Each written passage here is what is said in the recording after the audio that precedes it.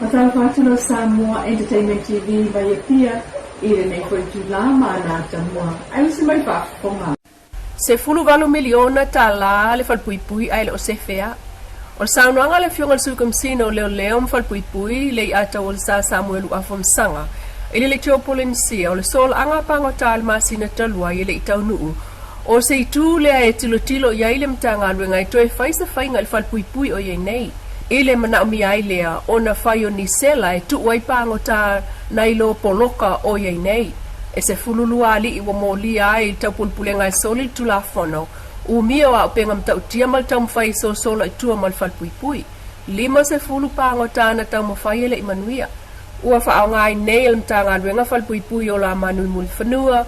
Mō pango ta mi o lelei wha pena fo i vai a ata i sa vai i. Mai wa amata fo un wha iti tia lea wha i upango ta i to tonu poloka po o fale u umi. Ile wao le wha lua ile wha sulfitu.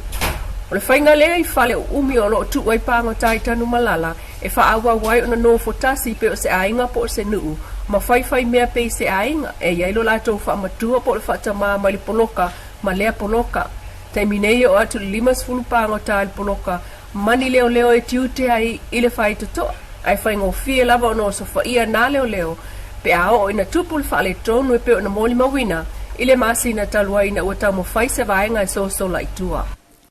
E tosa lava pe ua whaatanga o na whaatau whalawa i te lele awa malo si e pisini se iei lai Sene. E whaatau ai lalo ai ingol polo ingol koviti la sangalo na lua. Pe on whailo whalawa i tele mai na fiongal pale mia fia me na o mi mata afa. Ile vai o sonei. A olo o iei fo i mono whai te tenga. Le tatalaina o le whaatauina o le awa malosi. I whale tari malo, whale ainga, whale kalapu, pāpia, ma fale oloa o iei lai Sene mo awa malosi i tu la olo o te tala ai pisi nisi ma fale oloa. Se i vangana ai ni ai inga ua whaata o to atu e le liquor board mo le awa malosi. O na ai inga e au fia i le whaasa o na o latu whaata watu. Se vaenga o awa malosi o ngau sia i nei e pe o le vai lima laka. Taula strong. Sili, o le moni, mfang malo si vodka uma ngau si ai Samoa.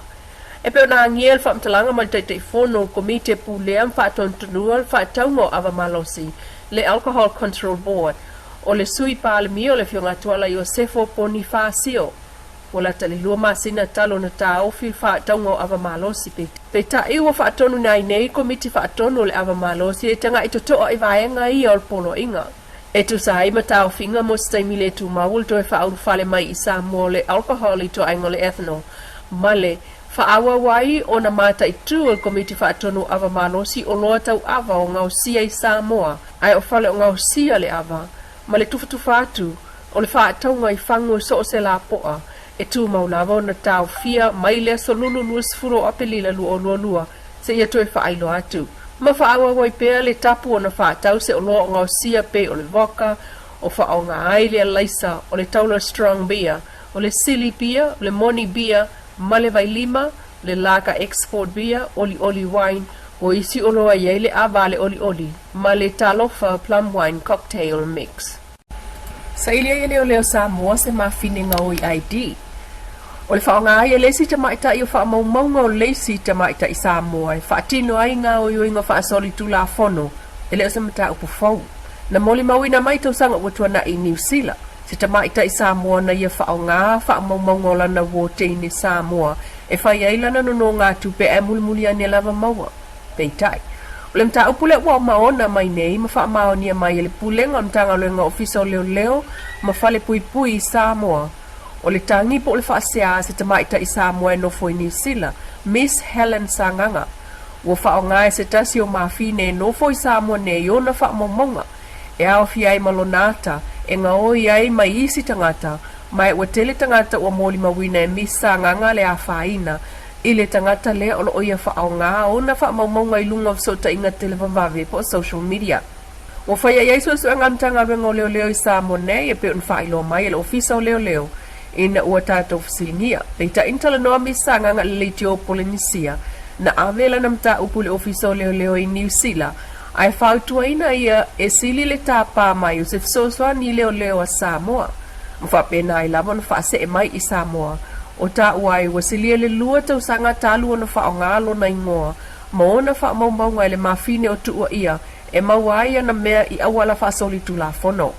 Olo o ia fia iloa foi, pe o ia inisi mata upu o ia ini whaamaumau whapea I Samoa. Mai olo ua su e ai nei le mta upu e le ofisa mta ngarwenga o leo leo ma whale pui pui a pia.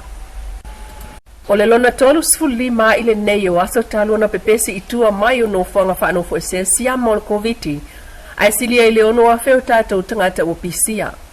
Ai o le mōli maulata mai o le tūlanga ua iai Samoa e pe o na whangaina mai. E le na fionga le pāle mia fia mena o mi mata afa. O le lipoti lata mai o tūlanga ua iai nei le whaamai. Ua whaamauina ai le o atu I le whaasi furu lima afe. Ono se laui was furuono le au whai. O tātou suenga mō le COVID ua mai e ono whai. Mai nei suenga ua whaamautu mai ai. Ua ono afe lua se lau whaasi furuono. I lātou ua afia. Talu mai le aso sifuru fitu o mati o le tausanga nei. Lea na mua I whaamaoni ai ua sao I tua le whaamai. E ono sifuru tolu I lātou na whaamaonia ua maua I le whaamai ina ua ulu whale mai I le atunu. O le au whai atoa I lātou ua afia I le atunu. Ua ono afe tolu se lau mariva. E sifuru lima I lātou o loo inofoanga whaanofo isea I matotua. Ai to wha I lātou o loo tāwhia I potu tingaina. Ua whaamaonia e se laulua sifuru I lātou sa afia. Ua toetea I tua mai le whalemai I matotua. E to tasi le maliu. Na whaamauina I le whaasifuru walu I tu la taluai.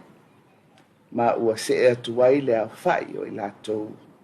Ua maali liu I le sifuru tolu. Mai le sifuru tolu I lātou ua maali liu o whaamauina o tangata mātutua lava o mafuli I ai le afianga. Ia I lātou e iai ngā se tu mau.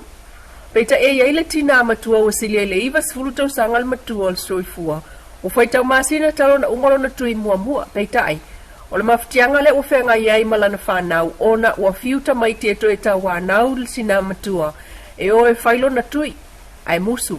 Sa no ailo na alo o lātou mafuta le to whawhale whatanari, ua uma wha ole le whailo na tina, ua matua musu lava e whailo na tui lo na lua, maso na pusta. Mai puipuinga ua toso I neila lātou pā mai tau a ingai fiasia sia tutalu puipuinga o lomtua, ua musu e whailo na tui, ai ole fa e te tenga talu e iai fo I ona ngase tu mau. Ai ole fa la wiloa le fionga le pale mia fia mena o mimta afa le vai sanei. Sau no ole o fa awau ona tuli e tātou tuinga, mō lātou umaianga wa iai. La Samoa Entertainment TV mai pia, sa pupunga o tamua le aso atayao, I le anofo le tua a pasoifuania.